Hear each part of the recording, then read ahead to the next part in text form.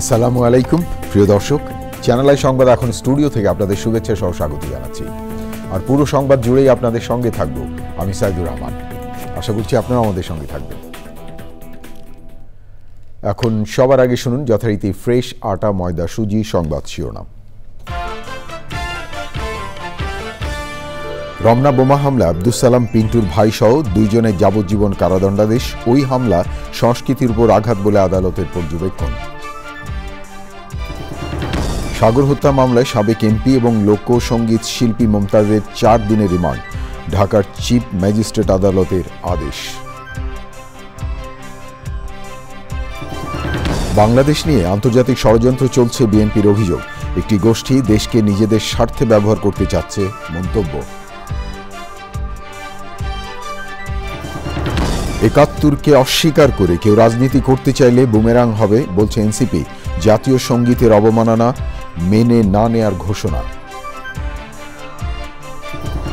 জামায়াতে ইসলামীর নিবন্ধন নিয়ে আপিলের উপর শুনানি বুধবার পর্যন্ত মুলতবি। প্রতীকের বিষয়েও শুনানি একই দিন। এবং দুর্নীতির মামলায় 3 বছরের সাজার বিরুদ্ধে জুবাইদুর রহমানের আপিল শুনানির জন্য হাইকোর্টের গ্রহণ, বিলম্ব মার্জনা করে আদেশ।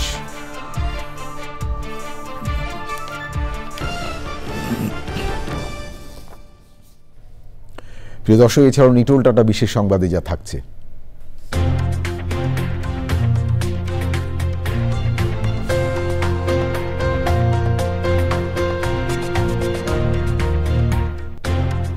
আটাত্তরতম কান চলচ্চিত্র উৎসব শুরুর খবর।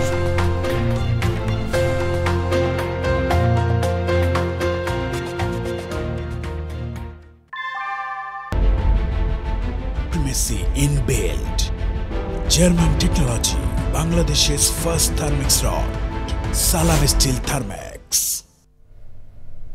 ধন্যবাদ প্রিয় দর্শক আমাদের সাথে যোগ দেওয়ার জন্য। এতক্ষণ সংবাদ শিরোনাম শুনলেন, চলুন যাওয়া যাক পুরো খবরে। আর এখনকার এই সংবাদ আয়োজন একই সঙ্গে চ্যানেল আই ইউটিউব চ্যানেলে এবং চ্যানেল আই ওটিটি প্ল্যাটফর্ম আইস্ক্রিনে লাইভ স্ট্রিম হচ্ছে। 2 যুগ আগে রমনা বটমূলে পহেলা বৈশাখের অনুষ্ঠানে বোমা হামলার ঘটনায় হত্যা মামলায় সাবেক উপমন্ত্রী আব্দুস সালাম পিন্টুর ভাই মোহাম্মদ তাজউদ্দিন সহ 2 জনকে যাবজ্জীবন কারাদণ্ডাদেশ দিয়ে রায় দিয়েছেন হাইকোর্ট। একই সাথে 9 আসামিকে 10 বছরের কারাদণ্ডাদেশ দেওয়া হয়েছে। আদালত বলেছেন, পুরুষোচিত হামলার মাধ্যমে জঘন্যতম হত্যাকাণ্ডের ঘটনা হয়েছে। এটা সংস্কৃতির উপর আঘাত বলে পর্যবেক্ষণ দেন আদালত। বিস্তারিত মাজহারুক মান্নার রিপোর্টে। রমনা বটমূলে বোমা হামলার ঘটনায় দায়ের করা হত্যা মামলায় 2014 সালের 23শে জুন রায় দেন ঢাকার দ্বিতীয় অতিরিক্ত মহানগর দায়রা জজ আদালত। এতে মুফতি হান্নান সহ 8 জনের মৃত্যুদণ্ডাদেশ এবং 6 জনের যাবজ্জীবন কারাদণ্ডাদেশ দেওয়া হয়। মৃত্যুদণ্ডাদেশপ্রাপ্ত অন্য আসামিরা হলেন আকবর হোসেন, আরিফ হাসান, সাবেক উপমন্ত্রী আব্দুস সালাম পিন্টুর ভাই মোহাম্মদ তাজউদ্দিন, হাফেজ জাহাঙ্গীর আলম বদর, আবু বকর ওরফে হাফেজ সেলিম হাওলাদার, আব্দুল হাই ও শফিকুর রহমান। তবে সিলেটে গ্রেনেড হামলার মামলায় মুফতি হান্নানের মৃত্যুদণ্ড কার্যকর করা হয়েছে। যাবজ্জীবন দণ্ডিত ব্যক্তিরা হলেন শাহাদাত উল্লাহ জুয়েল, সাব্বির, শেখ ফরিদ, আব্দুর রৌফ, ইয়াহিয়া ও আবু তাহের। এই রায়ের বিরুদ্ধে হাইকোর্টে আপিল করেন আসামিরা। পরে ডেথ রেফারেন্স ও আপিলের শুনানি শেষে রায় ঘোষণার শুরুতে পর্যবেক্ষণ দেন বিচারপতি মোস্তফা জামান ইসলাম ও বিচারপতি নাসরিন আক্তারের বেঞ্চ। অবজারভেশনে যে ঘটনাগুলি বলা হয়েছে, বাংলাদেশে যে প্রগতিশীল চিন্তা, কালচারাল রাইটস হলো সবচেয়ে বড় আঘাত। সেই আঘাত তারা করেছে। মানুষের মানসিক যে চেতনা, যে অগ্রগতি, তাকে হত্যা করার জন্য উদ্যত হয়েছিল। পরে আসামিদের সাজার বিষয়ে সিদ্ধান্ত জানান আদালত। 2 জনের যাবজ্জীবন দিয়েছেন, বাকি 9 জন ছিল, তাদেরকে 10 বছর কারাদণ্ড দিয়েছে। যাদেরকে আজকে 10 বছর করা হয়েছে, আমরা রাষ্ট্রপক্ষ থেকে তাদের বিরুদ্ধে উচ্চ আদালতে আপিল করব। আমাদের মৃত্যুদণ্ড ছিল, লাইফ সাজা ছিল, সেখান থেকে কমিয়ে আমাদেরকে 10 বছরের সাজা দিয়েছেন। কিন্তু আমরা মনে করি এদেরকে সাজা দেওয়া মোটেও সমীচীন হয় নাই। 2001 সালের 14 এপ্রিল পহেলা বৈশাখে ছায়ানটের বর্ষবরণ অনুষ্ঠানে বোমা হামলায় 10 জন নিহত হন ও আহত হন অনেকেই। মাজহারুক মান্না, চ্যানেল আই, ঢাকা। জুলাই অভ্যুত্থান চলার সময় মিরপুর মডেল থানার এক হত্যা মামলায় আওয়ামী লীগের সাবেক এমপি এবং লোকগানের শিল্পী মমতাজ বেগমের 4 দিনের রিমান্ড মঞ্জুর করেছেন আদালত। হত্যার ঘটনায় রাষ্ট্রপক্ষের আইনজীবী মমতাজের সংশ্লিষ্টতা থাকার দাবি করলেও আসামিপক্ষের আইনজীবী তার বিরোধিতা করেন। দেখুন শাকির আদনানের রিপোর্টটি। জুলাই অভ্যুত্থানের সময় 19 জুলাই মিরপুর 10 নম্বর গোলচত্বর এলাকায় সাগর হত্যা মামলায় গ্রেপ্তার দেখিয়ে আওয়ামী লীগের মানিকগঞ্জ 2 আসনের সাবেক এমপি ও সঙ্গীত শিল্পী মমতাজ বেগমকে দুপুরে ঢাকার সিএমএম আদালতে হাজির করা হয়। রিমান্ড শুনানির সময় আদালতে হট্টগোল ও উত্তেজনা সৃষ্টি হয়। আদালত এলাকায় নেওয়া হয় কড়া নিরাপত্তা ব্যবস্থা। মমতাজকে জিজ্ঞাসাবাদের জন্য পুলিশ 7 দিনের রিমান্ডের আবেদন করলে আদালত 4 দিনের রিমান্ড মঞ্জুর করেন। অবৈধ ভোটচোর এমপি মমতাজ বেগমকে একটি হত্যা মামলায়, যাকে আপনার শিল্পী মমতাজ হিসেবে ছিলেন, তাকে মিরপুর থানার মডেল থানার একটি হত্যা মামলায় তদন্তকারী কর্মকর্তা আজকে আদালতে উপস্থাপন করে তার বিরুদ্ধে 7 দিনের রিমান্ড প্রার্থনা করেন। বিজ্ঞ আদালত 4 দিনের রিমান্ড মঞ্জুর করে তদন্তকারী কর্মকর্তার নিকট জিজ্ঞাসাবাদ করার জন্য অনুমতি প্রদান করেন। এই আদেশ হয়েছে, আদেশে আমরা সংক্ষুব্ধ হয়েছি, বিক্ষুব্ধ হয়েছি। আমরা এই আদেশের এগেইনস্টে আমরা উচ্চ আদালতে যাব। আমরা আশা করি ন্যায় বিচারের স্বার্থে আইনের শাসন প্রতিষ্ঠার জন্য বিজ্ঞ উচ্চ আদালতে আমরা ন্যায় বিচার পাব। মধ্যরাতে রাজধানীর ধানমন্ডি এলাকা থেকে মমতাজ বেগমকে গ্রেপ্তার করে গোয়েন্দা police. Shakir Adnan, channel I, Dhaka. Bangladesh নিয়ে আন্তর্জাতিক ষড়যন্ত্র চলছে বলে অভিযোগ করেছে বিএনপি। দলের স্থায়ী কমিটির সদস্য আমির খসরু মাহমুদ চৌধুরী বলেছেন, একটি ছোট গোষ্ঠী নিজেদের স্বার্থে দেশকে একটি জায়গায় নিয়ে যাওয়ার চেষ্টা করছে, যা হতে দেয়া হবে না। জাতীয় ঐকমত্যের জন্য বিএনপি প্রস্তুত, তবে এই ব্যাপারে কিছুই জানানো হচ্ছে না বলে মন্তব্য করেছেন তিনি। বাকিটা জানাচ্ছেন রাহুল রায়। নানা কর্মসূচির পাশাপাশি বিভিন্ন আলোচনায় অংশ নিচ্ছেন বিএনপি নেতারা। জাতীয় প্রেস ক্লাবের ডাক্তার জাফরুল্লাহ চৌধুরীর 3য় মৃত্যুবার্ষিকীর আলোচনায় বক্তব্য দেন দলটির সিনিয়র নেতারা। সেখানে সাম্প্রতিক বিভিন্ন ইস্যুতে কথা বলেন তারা। দেশকে একটা আন্তর্জাতিক ভূ রাজনীতি যে একটা ষড়যন্ত্র বাংলাদেশকে নিয়ে হচ্ছে, এটা নিশ্চয়ই আপনারা বুঝতে পারছেন না। মানবিক করিডোরের অর্থটা কি, কার সাথে আলাপ হয়েছে? একটি অনির্বাচিত সরকার, তারা নিজেরা সিদ্ধান্ত নিচ্ছে, তারা কথা বলে যাচ্ছে। বাংলাদেশের কোন রাজনীতি ব্যক্তিত্ব জানে না, সিভিল সোসাইটির কেউ জানে না। তাহলে এটা কার এজেন্ডা? এর পিছনে কি? বাংলাদেশকে কি আমরা কি আবার একটা গাজায় পরিণত করতে চাই? বিএনপির মিত্র রাজনৈতিক দলের নেতারাও ছিলেন আলোচনায়। দেশের এত বড় ক্রাইসিস, একটা বারো উনি রাজনৈতিক দলগুলোর সাথে বসেনি। কখন বসেছে জানেন? 15ই আগস্ট কি করতে হবে, ইস্যু ভিত্তিক। পূজার সামনে কোনো গোলমাল লাগবে, ইস্যু ভিত্তিক।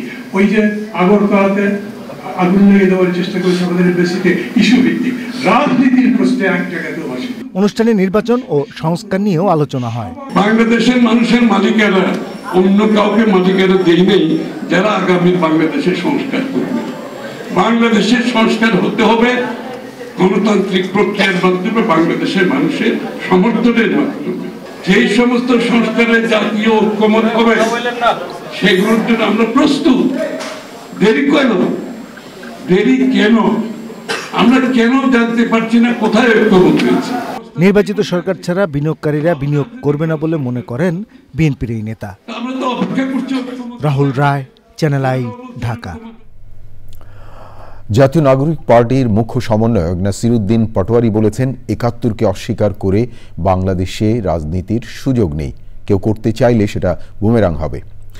রাজধানীতে এনসিপির যুব উইং জাতীয় যুব শক্তির আত্মপ্রকাশ নিয়ে সংবাদ সম্মেলনে তিনি জাতীয় সংস্কৃতির অবমাননাকারীদের গণমানুষের আকাঙ্ক্ষা পূরণের রাজনীতিতে ফিরে আসার আহ্বান জানিয়েছেন। তাফহিমুল ইসলামের রিপোর্টটি দেখুন। আগামী শুক্রবার গুলিস্তানের শহীদ আবরার ফাহাদ এভিনিউতে সমাবেশের মাধ্যমে আত্মপ্রকাশ ঘটবে জাতীয় নাগরিক পার্টির অঙ্গ সংগঠন জাতীয় যুব শক্তির। রাজধানীর বাংলা মোটরে এনসিপির কার্যালয়ে সংবাদ সম্মেলনে একথা জানান দলটি। কেন বর্তমানে একটি যুব সংগঠন প্রয়োজন? জাতীয় যুব শক্তিতে প্রাধান্য পাবে বেসরকারি বিশ্ববিদ্যালয়ের শিক্ষক শিক্ষার্থীরা। তবে এনসিপি জানিয়েছে তাদের সহযোগী সংগঠন হলেও আলাদা করে কোনো ছাত্র সংগঠন হবে না। সেই রাষ্ট্রের ক্ষেত্রে তাদের যে অ্যাক্সেস, এনসিপির মুখ্য সমন্বয়ক নাসিরউদ্দিন পাটোয়ারি ৭১কে হ্যায় করে কার্যকলাপের বিরোধিতার কথা জানান। ৭১কে আসলে অস্বীকার করে বাংলাদেশের রাজনীতি করার সুযোগ নাই। ৭১ আমাদের ভিত্তিমূল, আমরা ২৪-এ সেটা রিক্লেম করেছি এবং এই ভিত্তিমূল আমাদের থাকতে হবে।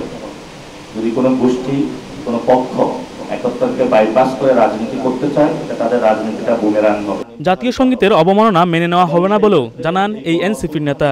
যারা জাতীয় সঙ্গীতের প্রতি অবমাননা করছেন, বুঝে না বুঝে, আমরা তাদেরকে বলবো যে বাংলাদেশের গণমানুষের যে রাজনীতি আকাঙ্ক্ষা প্রতিফলিত হয়েছে, সেখানে আপনাদের অংশগ্রহণ করে মেইন স্ট্রিম পলিটিক্স রাজনীতিতে আসা উচিত। আমাদের জাতীয় নাগরিক পার্টির পক্ষ থেকে আমরা এই ধরনের যে কার্যকলাপ সেগুলোর বিরোধিতা করছি এবং বাংলাদেশের মানুষের যে হৃদয়ের স্পন্দনের যে জায়গাগুলো, আকাঙ্ক্ষার জায়গাগুলো, সেখানে আঘাত না দেওয়ার জন্য অনুরোধ জানাচ্ছি ভবিষ্যৎ বাংলাদেশে। নাসিরউদ্দিন পাটোয়ারি বলেন, গেল ৫৩ বছর দেশের যুব সমাজকে দলীয় হাতিয়ার হিসাবে ব্যবহার করা হয়েছে। তাদের সম্ভাবনা নিয়েও কাজ করা হয়নি, তাই গতানুগতিক ধারায় নয়, এনসিপি যুব উইং যুব সমাজকে অনুপ্রাণিত করবে বলে মন্তব্য করেন তিনি। তাফহিমুল ইসলাম, চ্যানেল আই, ঢাকা। জামায়াতে ইসলামের নিবন্ধন অবৈধ ঘোষণা করে হাইকোর্টের রায়ের বিরুদ্ধে আপিলের উপর শুনানি বুধবার পর্যন্ত মুলতবি করেছেন আপিল বিভাগ। জামায়াতের আইনজীবী এবং ইসির আইনজীবীর বক্তব্য উপস্থাপন শেষে ওই আদেশ দেন প্রধান বিচারপতি সৈয়দ রেফাত আহমেদের নেতৃত্বে আপিল বেঞ্চ। আইনজীবীরা জানিয়েছেন, বুধবার মূল আপিলের সাথে জামায়াতের প্রতীকের বিষয়টি নিয়ে শুনানি হবে। ২০২৩ সালে ১৯ নভেম্বর আইনজীবী হাজির না থাকায় আপিল মামলাটি খারিজ করে দেওয়া হয়। এরপর আপিলটি পুনরুজ্জীবনের জন্য আবেদন করলে ২০২৪-এর ২২ অক্টোবর আদালত বিলম্ব মার্জনা করে আপিলটি শুনানির জন্য পুনরুজ্জীবিত করেন।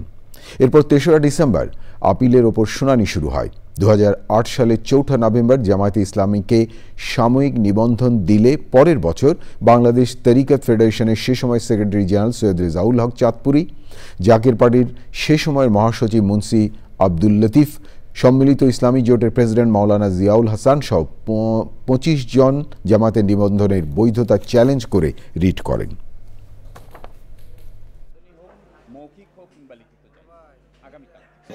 সালে সুপ্রিম কোর্ট ফুল কোর্ট সভাতে একটা ডিসিশন হয়েছিল যে দাঁড়িপাল্লা যে সিম্বলটা ছিল সেটা সুপ্রিম কোর্টের এক্সক্লুসিভলি সিম্বল, সেটা অন্য কোনো পলিটিক্যাল পার্টি বা অন্য কোনো এন্টিটিকে সেটা অ্যালোকেট করা যাবে না। ওই ফুল কোর্টের সিদ্ধান্তটা ইলেকশন কমিশনকে যখন কমিউনিকেট করা হয়, আমরা ওই দাঁড়িপাল্লা সিম্বলটা আমাদের সিম্বলের লিস্ট থেকে বাদ দিয়ে দিই। আমরা বলেছি, আদালত কর্তৃক রাজনৈতিক দলের রেজিস্ট্রেশন বাতিলের নজির এই ভারতীয় উপমহাদেশে আর দ্বিতীয়টি নেই, এইটিই প্রথম। এবং জামাত ইসলামীর রেজিস্ট্রেশনকে বাতিল করা হয়েছে, ইলেকশন কমিশন বাতিল করেনি। ইলেকশন কমিশন রেজিস্ট্রেশন দিয়েছে, কিন্তু হাইকোর্ট ডিভিশন মেজরিটির ভিত্তিতে এটি বাতিল করেছে। এই নজির এই ভারতীয় উপমহাদেশে একটি এবং একমাত্র নজির।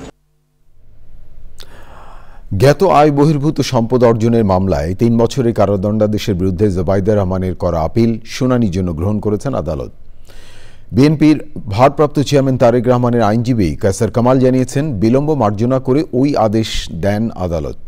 ২০২৩ সালে ঢাকা মহানগর জ্যেষ্ঠ বিশেষ জজ মোহাম্মদ আসাদুজ্জামান তারেক রহমানকে ৯ বছর এবং তার স্ত্রী জুবাইদা রহমানকে ৩ বছরের কারাদণ্ডাদেশ দেওয়া হয়। পাশাপাশি তারেক রহমানকে ৩ কোটি টাকা এবং জুবাইদা রহমানকে ৩৫ লাখ টাকা জরিমানা করেন আদালত। এছাড়া এই দম্পতির অপদর্শিত সম্পদ হিসেবে ২,৭৪,৯৩,০৮৭ টাকা রাষ্ট্রীয় অনুকূলে বাজেয়াপ্তের নির্দেশ দেওয়া হয়। ঢাকা মহানগর জ্যেষ্ঠ বিশেষ আদালত মোহাম্মদ আসাদুজ্জামান এই মামলার রায় ঘোষণা করেন। রায়ে আইনের দৃষ্টিতে পলাতক ২ আসামিকে গ্রেফতারের জন্য পরোয়ানা জারিরও আদেশ দেন বিচারক। জাতীয় রাজস্ব বোর্ড এনবিআর বিলুপ্ত করে ২টি বিভাগ করায় রাজস্ব আদায় কোনো প্রভাব পড়বে না বলে মন্তব্য করেছেন অর্থ উপদেষ্টা ডক্টর সালেউদ্দিন আহমেদ। দুপুরে সচিবালয়ে ক্রয় সংক্রান্ত উপদেষ্টা কমিটির বৈঠক শেষে তিনি বলেন, কাজ সহজ করতেই এনবিআরকে ২ ভাগে ভাগ করা হয়েছে। সব দিক বিবেচনা করেই এই সিদ্ধান্ত নেওয়া হয়েছে। এ কারণে এনবিআর এর কর্মকর্তা কর্মচারীদের অসন্তুষ্ট হওয়ার কারণ নেই। অর্থ উপদেষ্টা আরও বলেন, আগামী বছর রাজস্ব আদায় কোনো ঘাটতি হবে না, বরং রাজস্ব আদায় আরও বাড়বে। গত বছরের তুলনায় চলতি অর্থ বছরে রাজস্ব আহরণ ২% বৃদ্ধি পেয়েছে বলেও উল্লেখ করেন তিনি। পূর্বভাবে সংরক্ষিত আছে। পলিসি একটা ডিভিশন হবে, এটা অত্যন্ত ছোট একটা ডিভিশন। অথবা এনবিআরের আপনার করার চিন্তা করার দুশ্চিন্তা করার কোনো কারণ নেই। এনবিআরটা যেভাবে আছে কত টার্মস অফ রেফারেন্স হিসেবে এটা ইন্টারন্যাশনাল প্র্যাকটিস, পলিসি ডিভিশন আর ইমপ্লিমেন্টেশন ডিভিশন এক থাকে না, সব দেশেই আলাদা থাকে। রাজস্ব আদায় কোনো প্রভাব না, রাজস্ব আমরা এই পর্যন্ত যেটা অলরেডি কিন্তু রাজস্ব আদায় গতবারের তুলনায় 2% কিন্তু বেশি হয়েছে। ডক্টর সালেউদ্দিন আহমেদ অর্থ উপদেষ্টার কথা বলছিলেন। জাতীয় ঐক্যমত্য কমিশনের সাথে বৈঠকে বাংলাদেশের কমিউনিস্ট পার্টির সাধারণ সম্পাদক রহিন হোসেন প্রিন্স বলেছেন, অর্থবর্তী সরকার রুটিন কাজের বাইরে কিছু করতে গেলে জাতীয় নির্বাচন সংকটে পড়তে পারে। সংবিধান সংস্কার করা গেলেও পুনর্লিখন না করার সুপারিশ করেছে দলটি। ঐক্যমত্য কমিশনের সহসভাপতি বলেন, গণতান্ত্রিক এবং জবাবদিহিমূলক রাষ্ট্রের পথরেখা তৈরির চেষ্টা করছেন তারা। জান্নাতুল বাকিয়া, কেকার রিপোর্ট। জাতীয় ঐক্যমত্য কমিশনের সাথে সকালে বাংলাদেশের কমিউনিস্ট পার্টির 11 সদস্যের প্রতিনিধি দলের বৈঠক আলোচনা শেষে দলের সাধারণ সম্পাদক জানান, 24-এর গণ অভ্যুত্থানে অংশগ্রহণকারী জনমানুষের আকাঙ্ক্ষা ছিল স্বৈরাচার বিরোধী ভোট ও গণতন্ত্র। পরবর্তী সময়ে মুক্তিযুদ্ধ ও স্বাধীনতা ইস্যুতে যেভাবে বিতর্ক সৃষ্টি করা হচ্ছে তাতে অনৈক্য বাড়বে বলে মন্তব্য করেন তিনি। প্রস্তাবনায় আমাদের কাছে অনেক সময় মনে হয়েছে এইটা যেন 71-কে অনেক সময় 24 দিয়ে রিপ্লেস করা হচ্ছে। আমরা বলেছি এইটা যথাযথ না, মুক্তিযুদ্ধের চেতনা যেমন থাকবে অবশ্যই 24-এর গণঅভ্যুত্থানের আকাঙ্ক্ষাও থাকবে। এই যে প্রস্তাবগুলো আমরা ঐক্যমত্য হব সেইটা যাতে নির্বাচিত সংসদ সেইটা সম্পন্ন করতে পারে সেই কাজটা করতে হবে। কালক্ষেপণ না করে রাজনৈতিক দলগুলোর ন্যূনতম ঐক্যমতের ভিত্তিতে প্রয়োজনীয় সংস্কার করে নির্বাচনের আহ্বান জানান কমিউনিস্ট পার্টির নেতারা। বলেন, জাতীয় সাংবিধানিক কাউন্সিল গঠনের পক্ষে তারা নন। সংবিধানের মধ্যে সংবিধানের সংস্কার হইতে পারে, কিন্তু পুনর্লিখন আমাদের 4 প্রিন্সিপাল যেটা আছে বাংলাদেশের সেটা রাখার পক্ষে, তারা সেটা রাখে নাই। সেটা আমরা মানে এটা বলে দিয়েছি, আমরা ওই জায়গাতে আমরা যাই নাই। ঐক্যমত্য কমিশনের সহসভাপতি বলেন, গণতান্ত্রিক ও জবাবদিহিমূলক রাষ্ট্রের রূপরেখা তৈরির চেষ্টা চলছে। এখন এই কাঠামোগত পরিবর্তনের জায়গাগুলোকে আরও সুনির্দিষ্ট করা এবং সেগুলি বাস্তবায়নের পথ খুঁজে বের করাটাই হচ্ছে আমাদের কাজ। কমিউনিস্ট পার্টির নেতারা বলছেন, বাইরের নানা শক্তি দেশকে অস্থিতিশীল করতে চায়। দেশ অস্থিতিশীল হলে এর দায় কেউ এড়াতে পারবে না বলেও মন্তব্য তাদের। জান্নাতুল বাকিয়া, কেকা, চ্যানেল আই, ঢাকা। রাজধানীর প্রধান সড়কে ব্যাটারি চালিত অটোরিকশা বন্ধে ডিএনসিসির সাঁড়াশি অভিযান চলছে। এ সময় নতুন এবং উন্নত প্রযুক্তির বাহন, ট্রেনিং এবং লাইসেন্স দেওয়ার কথা জানালেন ঢাকা উত্তর সিটি কর্পোরেশনের প্রশাসক। অপু মাহফুজের রিপোর্টে বিস্তারিত। হাসপাতালে সড়ক দুর্ঘটনার শিকার যারা চিকিৎসা নিয়েছেন তার মধ্যে 32.10% ব্যাটারি চালিত অটোরিকশায় আহত হন। ঢাকা শহরে যত্রতত্র বেড়েই চলেছে ব্যাটারি চালিত অটোরিকশার সংখ্যা। জনজীবনে ঘোরার আনন্দ কিছুটা বাড়ালেও অল্প সময়ে এসব যাত্রী পরিবহন জনপ্রিয় হয়ে উঠেছে, কিন্তু অনিয়ন্ত্রিত ও বেপরোয়া চলাচল দিন দিন ভয়াবহ রূপ নিচ্ছে। পাল্লা দিয়ে বাড়ছে দুর্ঘটনা প্রধান সড়কে, মহাসড়কে। এমন যখন অবস্থা, এই সময়টিতেই এই লাইসেন্সবিহীন বাহন প্রধান সড়কে এবং মহাসড়কে বন্ধ করবার জন্য ঢাকা উত্তর সিটি কর্পোরেশন আজ থেকে শুরু করলো সাঁড়াশি অভিযান। রাজধানীর আসাদ গেট, কলেজ গেটে এ সমস্ত এলাকায় ডিএনসিসি প্রশাসক নিজে দাঁড়িয়ে থেকে এই অভিযান পরিচালনা করেন। এই রিক্সাগুলো হচ্ছে ওয়েল্ডিং মেশিনে বানানো হয়। ওয়েল্ডিং এর যে ওয়ার্কশপগুলো আছে সেখানে বানানো হয়। কোনো ধরনের ডিজাইন নাই, কোনো ধরনের নীতিমালা নাই, এবং একটা ভারী বাহন হাত দিয়ে এটাকে ব্রেক করা হয়, যে কারণে এটা আসলে কোনো কন্ট্রোল নাই। সরকারের পক্ষ থেকে বৈধ রিক্সা যেটা মানুষের জন্য সুরক্ষা দেয়, সেফ যানবাহন আমরা তৈরি করছি। সরকার প্রাইভেট সেক্টরকে বলেছে, ডিজাইন দিয়ে দিয়েছে, তারা তৈরি করবে, এবং প্যারালালি আমরা হচ্ছে ট্রেনিং এর ব্যবস্থা করেছি। এই মাস থেকে শুরু হবে। ট্রেনিং এ যারা পাস করবেন তারা অ্যাপ্লাই করতে পারবেন রিক্সার জন্য। একটি ভোটার আইডি কার্ডের এগেইনস্টে শুধুমাত্র একটি রিক্সায় দেওয়া হবে। প্রশিক্ষিত যে চালকদেরকে সামনে লাইসেন্স দেওয়া হবে তারা চালালে যে দুর্ঘটনাগুলো ঘটছে সেটা অনেকাংশে কমে যাবে বলে বিশেষজ্ঞরা মনে করেন। Apu Mahfuz, channel I, Dhaka. আমার হাতে আরও খবর আছে প্রিয় দর্শক, দেখতে থাকুন চ্যানেল আই সংবাদ। এবারে বিরতি, আর বিরতির পর যা দেখি প্রিয় দর্শক আবারও চ্যানেল আই সংবাদে যোগ দেওয়ার জন্য। দ্বিতীয় মেয়াদে ক্ষমতা গ্রহণের পর প্রথম বিদেশ যাত্রায় মধ্যপ্রাচ্যের 3টি দেশ সফরে গেছেন মার্কিন প্রেসিডেন্ট ডোনাল্ড ট্রাম্প। সৌদি আরব সফরের মধ্য দিয়ে তার 3 দিনের এই যাত্রা শুরু হয়েছে। বিশ্লেষকরা বলছেন মার্কিন অর্থনীতির জন্য বড় অঙ্কের নতুন বিনিয়োগ নিশ্চিত করাই এবারের মধ্যপ্রাচ্য সফরের মূল উদ্দেশ্য। ওয়াশিংটন ভিত্তিক গবেষণা প্রতিষ্ঠান মিডল ইস্ট ইনস্টিটিউট মনে করে যুক্তরাষ্ট্রের জন্য আরও বেশি উপসাগরীয় বিনিয়োগের ঘোষণার প্রত্যাশায় মার্কিন প্রেসিডেন্ট। এবারে নিটোল টাটা বিশেষ সংবাদ।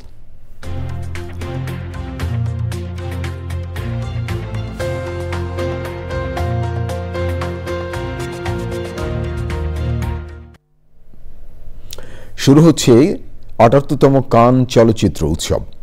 বাংলাদেশ সময় মঙ্গলবার রাত ১১টা ১৫ উদ্বোধনী অনুষ্ঠান হবে। ফ্রান্সের সাগরপাড়ে শহরে বিশ্বের নামি দামি তারকারা জমকালো পোশাক আর সৌন্দর্য নিয়ে উপস্থিত হবেন কানের লাল গালিচায়। এবারে কান উৎসবে নগ্নতা এবং অতিরিক্ত লম্বা পোশাকে আনুষ্ঠানিকভাবে নিষিদ্ধ করা হয়েছে। উদ্বোধনীতে মার্কিন কিংবদন্তি অভিনেতা রবার্ট ডি নিরোকে লাইফ টাইম অ্যাচিভমেন্ট সম্মান পাম ডি অর পুরস্কার দেওয়া হবে। আগামী 18 মে নিকোল কিডম্যানকে উইমেন ইন মোশন 2025 পুরস্কারে সম্মানিত করা হবে। প্রতিযোগিতার বাইরে হলিউড সুপারস্টার টম ক্রুজের মিশন ইম্পসিবলের স্পেশাল স্ক্রিনিং রয়েছে। প্রথমবারের মতো কান উৎসবে বাংলাদেশের স্বল্পদৈর্ঘ্য চলচ্চিত্র আলী লড়বে। ছবিটি নির্মাণ করেছেন আদনান আল রাজিব। 13 মে থেকে 24 মে পর্যন্ত কান এর ইউটিউব চ্যানেলে 24 ঘন্টা সরাসরি সম্প্রচার করা হবে। প্রিয় দর্শক, এবারে কৃষি সংবাদ।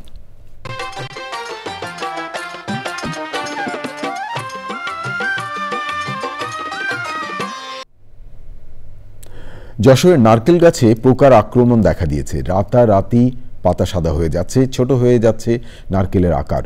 কৃষক জানিয়েছেন ভেতরে পানি শুকিয়ে যাচ্ছে, দেখা দিয়েছে ফলন বিপর্যয়। সঠিক পরিচর্যার অভাবে এমনটি হচ্ছে বলে মনে করেন কৃষি বিভাগ। এখন দেখবেন প্রকৃতি সংবাদ।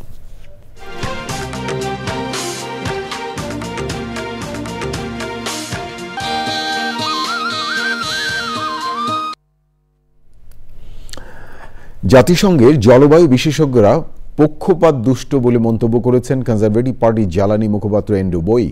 কনজারভেটিভ পার্টির নেতা কেমি বেডেনোজ প্যারিস জলবায়ু চুক্তি থেকে যুক্তরাজ্যকে বের করে আনতে পারেন বলেও জানান তিনি। বলেন 2050 সালের মধ্যে গ্রিনহাউস গ্যাস নির্গমন লক্ষ্যমাত্রা শূন্যে পৌঁছানো নিয়ে থেরেসা মের পাশ করা আইন স্বেচ্ছাচারী, যা বিজ্ঞানসম্মত নয়। বই বলেন তিনি জলবায়ু চুক্তি অস্বীকার করেন না, তবে শতাব্দীর মাঝামাঝি কার্বন নেট শূন্যে পৌঁছানোর যে লক্ষ্যমাত্রা নেওয়া হয়েছে তার বৈজ্ঞানিক যুক্তি নেই। প্লাস্টিক পলিথিন বর্জন করি, সুন্দরবনকে রক্ষা করি স্লোগানে বাগেরহাটের মোরেলগঞ্জে শিক্ষণ এবং অভিজ্ঞতা বিনিময় সভা অনুষ্ঠিত হয়েছে।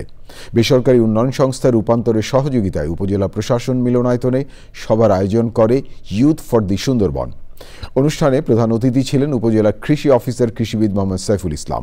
এতে বক্তৃতা করেন সুন্দরবন বাঁচলে বাঁচবে উপকূল। পলিথিন এবং প্লাস্টিক পণ্যের ব্যবহার কমাতে জনসচেতনতার পাশাপাশি আইনের কঠোর প্রয়োগের ওপর জোর দেন বক্তারা। প্রিয় দর্শক, এবারে পূবালী ব্যাংক বাণিজ্য সংবাদ।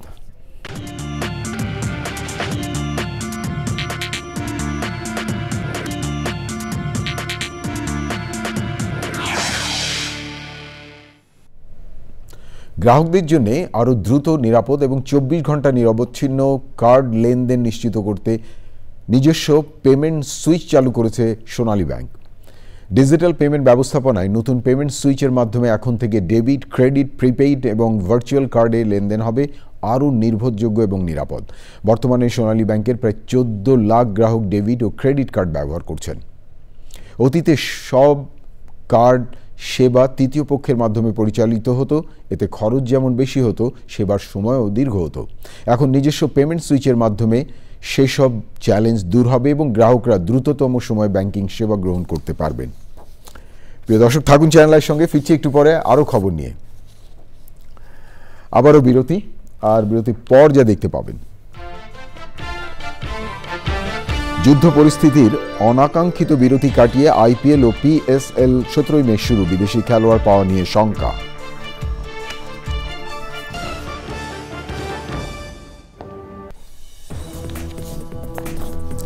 প্রিয় দর্শক, সবশেষ খবরগুলো নিয়ে আবারও ফিরে এলাম চ্যানেল আই সংবাদে। আপনাদেরকে আরেকবার স্বাগত জানাচ্ছি।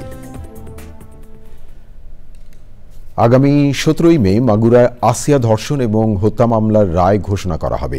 মাগুরার নারী ও শিশু নির্যাতন দমন ট্রাইব্যুনালে আদালতের বিচারক এম জাহিদ হাসান উভয় পক্ষের বক্তব্য শেষে এই কথা জানান। সকালে মামলায় অভিযুক্ত সব আসামিকে কড়া পুলিশ প্রহরায় আদালতে হাজির করা হয়। রাষ্ট্রপক্ষ এবং আসামিপক্ষের শুনানি শেষে 17ই মে মামলার রায় ঘোষণা করা হবে বলে জানান বিচারক। মাগুরা শহরের নিজ নান্দুয়ালি গ্রামে বোনের শ্বশুরবাড়িতে বেড়াতে গিয়ে গত 5ই মার্চ ধর্ষণের শিকার হয় 8 বছরের শিশু আসিয়া। প্রথমে মাগুরা হাসপাতালে এবং পরে ঢাকায় সম্মিলিত সামরিক হাসপাতালে চিকিৎসা করা হলে সেখানে চিকিৎসাধীন অবস্থায় 13 মার্চ মারা যায় শিশুটি। সমস্ত সাক্ষীরা সাক্ষ্য দিয়ে এবং সেটিকে শনাক্ত করে এই মোকদ্দমা আসামিদের বিরুদ্ধে সম্পূর্ণরূপে প্রমাণ করতে, সন্দেহাতীতভাবে প্রমাণ করতে সক্ষম হয়েছে বিধায় সর্বোচ্চ সাজা মৃত্যুদণ্ড দাবি করেছে। এবারে খেলার খবর।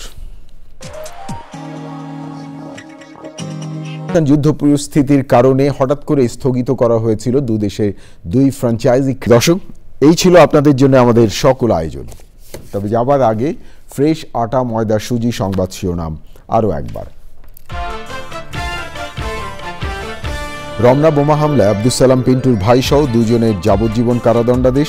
ওই হামলা সংস্কৃতির উপর আঘাত বলে আদালতের পর্যবেক্ষণ। সাগর হত্যা মামলায় সাবেক এমপি এবং লোকসঙ্গীত শিল্পী মমতাজের 4 দিনের রিমান্ড।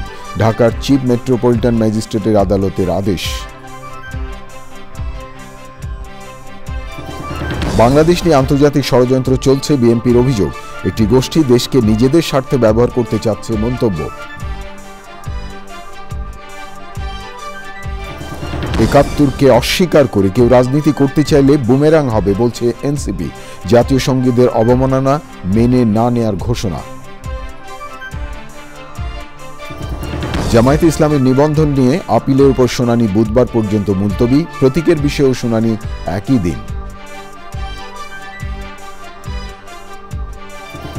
এবং দুর্নীতির মামলায় 3 বছরের সাজার বিরুদ্ধে জুবাইদা রহমানের আপিল শুনানির জন্য হাইকোর্টে গ্রহণ।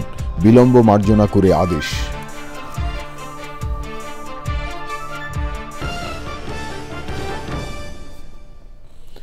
প্রিয় দর্শক, এতক্ষণ চ্যানেল আই সংবাদ দেখার জন্য অসংখ্য ধন্যবাদ। ভালো থাকবেন আর ভালো রাখবেন সবাইকে।